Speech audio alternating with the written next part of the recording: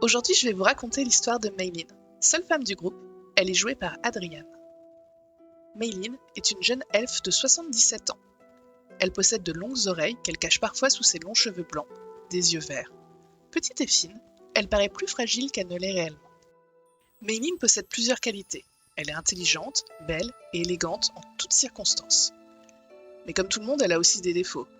En effet, c'est quelqu'un d'assez froid et de méfiant, très secrète, et qui ne se prive jamais pour juger les gens. Maylin est née à Telorari, le plus grand des deux royaumes elfes, dans sa capitale, Keates. Fille aînée du roi et de la reine, c'est aussi leur héritière. Elle a deux jeunes sœurs avec lesquelles elle a grandi. Maylin a toujours été l'enfant rebelle, celle qui n'aime pas faire ce qu'on lui demande. Et cela a toujours été un problème dans une famille comme la sienne, où les règles devaient être suivies à la perfection. Néanmoins, malgré ces difficultés, Maylin est très liée à sa famille, surtout à sa plus jeune sœur. Maylin avait peu de temps pour faire ce qu'elle voulait réellement, mais elle profitait de chaque instant pour se promener dans la nature où elle se sentait enfin libre. En secret, elle fit la connaissance d'une sorcière avec qui elle apprit, durant des années, la magie runique, ainsi que quelques autres compétences, comme la danse ou l'hypnose. Un lien de confiance se créa entre les deux femmes, si bien que, lorsque les parents de Maylin lui ordonnèrent de trouver un époux, la jeune elfe se tourna immédiatement vers son amie pour trouver une solution. En soi, Maylin n'était pas forcément contre le mariage, mais elle voulait simplement être libre de ses choix et mener sa vie comme elle l'entendait. La sorcière lui révéla être une sorcière des vœux, et elle lui offrit la possibilité d'exaucer l'un des siens. Maylin ne réfléchit pas longtemps, elle lui demanda la liberté. Elle alla dormir le cœur léger, sachant que le lendemain, plus personne ne lui parlerait de ce mariage imposé. Au petit matin, elle se rendit compte immédiatement qu'elle était tombée dans un piège. Plus personne ne se souvenait de son existence. Sa famille ne la reconnut pas, et personne n'avait entendu parler d'une troisième princesse. Il n'y en avait que deux, et c'étaient ses sœurs. Elle fut chassée du château et de la ville comme une malpropre, sans retrouver son amie la sorcière. 20 ans passèrent, où Maylin en profita pour peaufiner sa vengeance.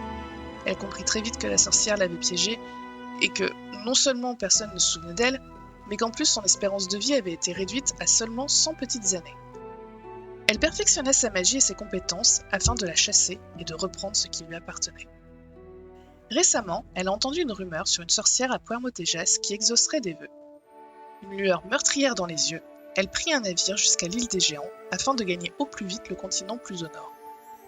Elle fit la connaissance d'un jeune homme savant, de qui elle se méfie. Prénommé Siran, il est originaire d'une république avec qui son royaume vient de rentrer en guerre. Si elle compte devenir reine un jour, elle ne souhaite pas se lier à lui.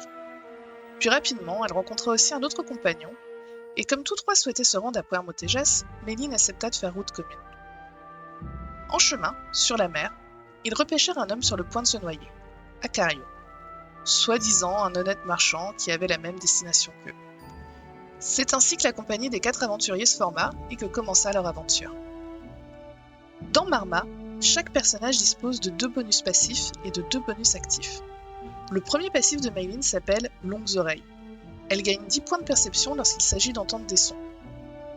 Le second passif de Maylin s'appelle « Résistance elfique ». Elle est insensible aux maladies des autres mortels, sauf bien sûr s'il s'agit d'une maladie spécifiquement elfique.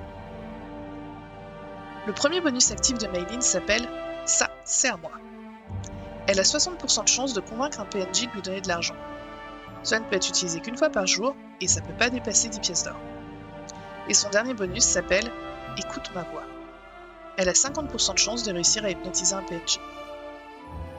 Maylin est un personnage polyvalent. Elle n'a aucun point fort, mais aucun point faible non plus. Concernant les statistiques, elle reste moyenne dans toutes les situations.